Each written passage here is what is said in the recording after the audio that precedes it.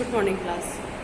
बेटा theory of supply chapter में आज हम टॉपिक पढ़ेंगे movements along a supply curve and shift in supply curve. Important topic है, ध्यान से सुनिएगा। ऐसा ही हमने एक topic demand theory of demand chapter था, उसमें भी पढ़ा था। वहाँ भी सेम टॉपिक था, movements along a demand curve and shift in demand curve.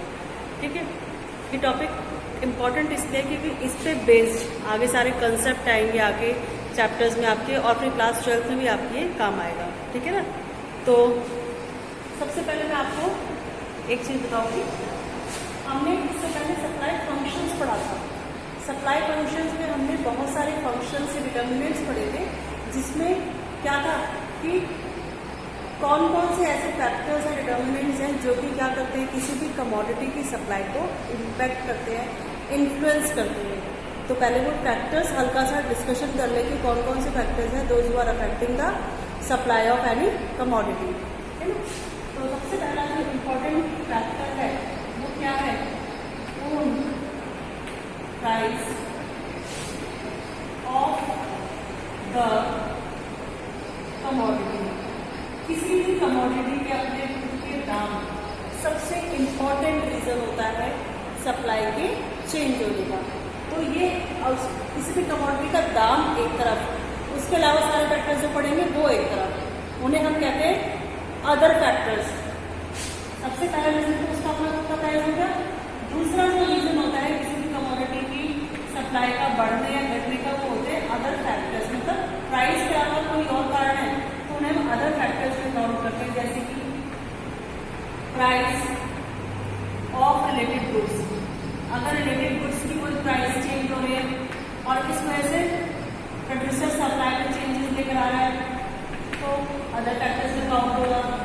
या number of firms in industry, किसी इंडस्ट्री की जो नंबर ऑफ फर्म्स है वो इंक्रीज डिक्रीज हो रही है तो उस वजह से हमारी मार्केट सप्लाई अफेक्ट हो सकती है। या जो गोल ऑफ द फर्म है उसमें चेंजेस है तो उसकी वजह से भी हमारी मार्केट सप्लाई अफेक्ट हो सकती है। या प्राइस ऑफ इनपुट्स, जिन्हें हम फैक्टर्स ऑफ प्रोडक्शन भी कहते हैं, चेंज हो रहे हैं, बढ़ रहे हैं, घट रहे हैं, तो वो भी supply of the commodity change होने का रीजन हो सकता है। फोर्थ पॉइंट हो गई है। फिर फिफ्थ हमारा फैक्टर होता है चेंज इन टेक्नोलॉजी। अगर टेक्नोलॉजी चेंज हो रही है तो भी वो सप्लाई को अफेक्ट करती है। फिर सिक्स्थ हमारा एक्सपेक्टेशन, बिजनेस एक्सपेक्टेशन कि बीइंग अ बिजनेसमैन आप एक्सपेक्ट कर रहे हैं बिजनेस में प्रॉफिट या लॉस की, तो उसके अकॉर्डिंग आपकी सप्लाई चेंज हो रही है। फिर या फिर आपका गवर्नमेंट पॉलिसीज, गवर्नमेंट अपनी पॉलिसीज में चेंजेस लेकर आ रही है तो सप्लाई चेंज हो रही है। तो ये 7 फैक्टर्स तो एक तरफ है, these are called other factors. लेकिन किसी कमोडिटी का प्राइस अपना एक है तो या तो सप्लाई चेंज होगी क्योंकि उसके दाम चेंज हो रहे होंगे कमोडिटी के, इसलिए सप्लाई चेंज होगी, या इनमें से कोई एक कारण होगा जो कि क्या कहलाता है हमारा अदर फैक्टर्स, तो सप्लाई चेंज होती है। दोनों एक साथ नहीं होंगे, दोनों में से कोई एक ही कारण होगा किसी भी कमोडिटी की सप्लाई के बढ़ने और घटने का। या तो उसका अपना खुद का दाम, उसके अपने खुद के रेट्स वो अप एंड डाउन हो रहे हैं इसलिए सप्लाई अफेक्ट हो रही है, या ये अदर फैक्टर्स, इनमें से कोई एक रीजन है जिसकी वजह से हमारी सप्लाई अफेक्टेड हो रही है। तो ये मैंने आपको क्यों एक्सप्लेन करा, क्योंकि नेक्स्ट टॉपिक हमारा इसी पे बेस्ड है, movements along the supply curve and shift in supply curve.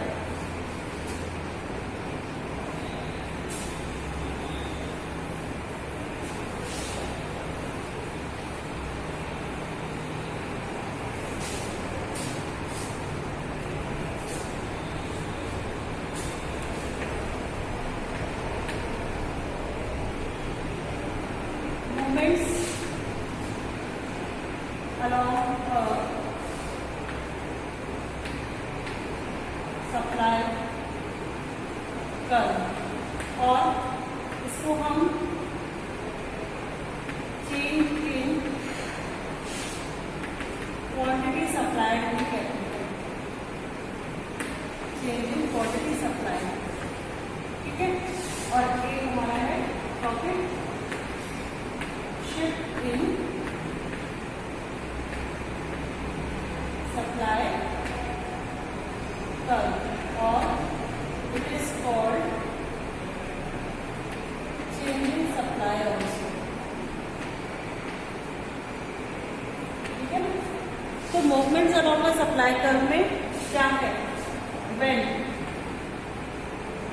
Supply change due to change in its own price. जब किसी कमोडिटी की सप्लाई चेंज हो रही हो क्योंकि उसके अपने खुद के दाम चेंज हो रहे हैं, उसके अपने खुद के रेट्स चेंज हो रहे हैं। ठीक है, when supply change due to change in its own price, और उस टाइम जो हमारे अदर फैक्टर्स है, अदर फैक्टर्स क्या होंगे? Constant. Other factors remains constant. हमारे अदर फैक्टर्स जो है वो कांस्टेंट है, उनमें कहीं कोई चेंजेस नहीं आया है। जो सप्लाई चेंज हो रही है वो सिर्फ इसलिए हो रही है क्योंकि उसके अपने खुद के दाम चेंज हो रहे हैं। ऐसे ही शिफ्ट में आता है। शिफ्ट में क्या होता है? इसमें सप्लाई चेंज हो रही है, supply change due to change in other factors, क्योंकि अदर फैक्टर्स में चेंजेस हो रहे हैं। एंड ओन प्राइस, जो उसके अपने खुद के दाम है वो क्या है?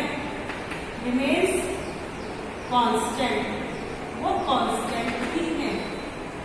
या तो सप्लाई चेंज होगी अपने प्राइस के चेंज होने की वजह से, और वहां पर अदर फैक्टर्स कांस्टेंट है, तो वो कहलाएगा हमारा movements along the supply curve, वो शिफ्ट इन सप्लाई कर्व। या फिर सप्लाई चेंज होगी हमारी अदर फैक्टर्स की वजह से।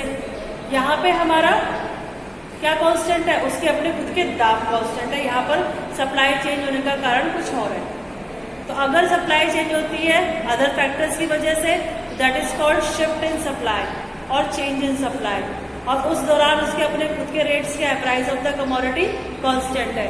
लेकिन अगर सप्लाई चेंज हो रही है प्राइस की वजह से और वहां पर अदर फैक्टर्स कांस्टेंट है, that is called movements along the supply curve या चेंज इन क्वांटिटी सप्लाई। अब चेंज में सप्लाई बढ़ भी सकती है और घट भी सकती है, तो मूवमेंट्स के भी दो पार्ट है।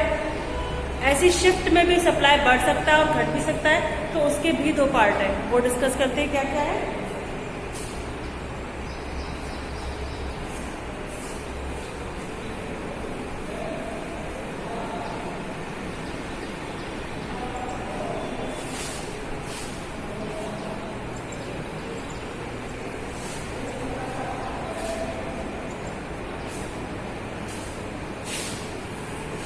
जब प्राइस की वजह सप्लाई बढ़ती है तो उसे हम कहते हैं extension, that it is called extension of supply.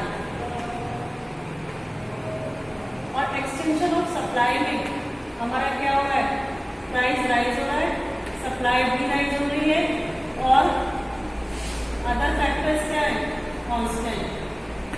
Other factors remains constant. इसका ग्राफ और टेबल देख लीजिए। Price, quantity supply, price 10, supply 100, price 20, supply 200। तो टेबल में साफ समझ में आ रहा है क्योंकि प्राइस बढ़ गए हैं, 10 से 20 हो गए, इसलिए सप्लाई भी बढ़ के 100 से 200 हो गई है। ग्राफ देख लीजिए इसका।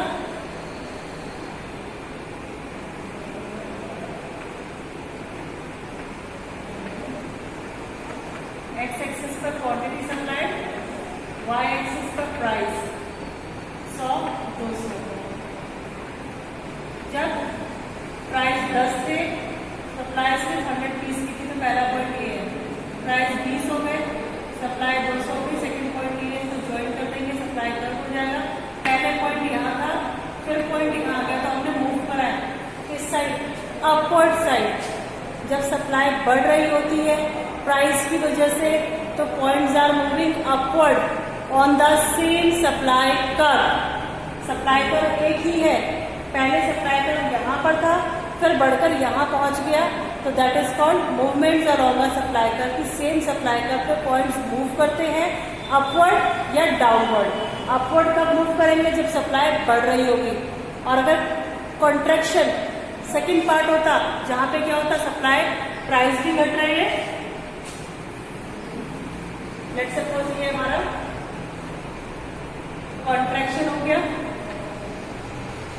कॉन्ट्रैक्शन में प्राइस भी घट रहे हैं और सप्लाई भी घट रही है, प्राइस अब भी कांस्टेंट, अदर फैक्टर्स अब भी कांस्टेंट है। ये 20, ये 10, ये 200, ये 100। अब पॉइंट इधर की तरफ चल रहा है, पहले ऊपर अब नीचे, तो ये हमारा कॉन्ट्रैक्शन ऑफ सप्लाई कहलाएगा। देखिए बेटा, ऐसे ही शिफ्ट इन सप्लाई के दो पार्ट है।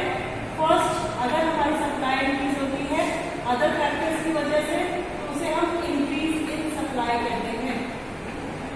Increase in supply, price constant, कोई चेंजेस नहीं है, सप्लाई राइज बढ़ रही है, यानी प्राइस कांस्टेंट है, सप्लाई बढ़ रही है, इसका मतलब other factors are responsible for increase in supply. Table price, quantity supply, price 10, supply 100, price 10, supply 200। तो टेबल से साफ अंडरस्टूड हो रहा है कि सप्लाई बढ़ने का जो रीजन है वो उसका प्राइस नहीं है, रीजन कुछ और है। ठीक है ना? इसका ग्राफ कैसे बनेगा?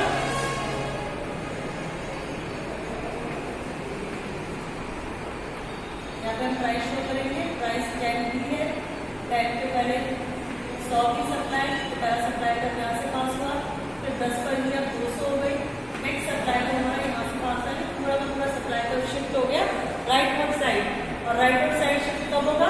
जब इंक्रीज इन सप्लाई होगा। और अगर डिक्रीज इन सप्लाई होता है तो उस केस में अपोजिट हो जाएगा, सप्लाई डिक्रीज हो रही होगी at the same rate, but supply का shift to the leftward side.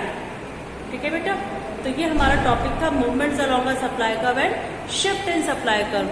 कल हम इस पे बेस्ड आपके कुछ न्यूमेरिकल्स डिस्कस करेंगे in our next video. Thank you.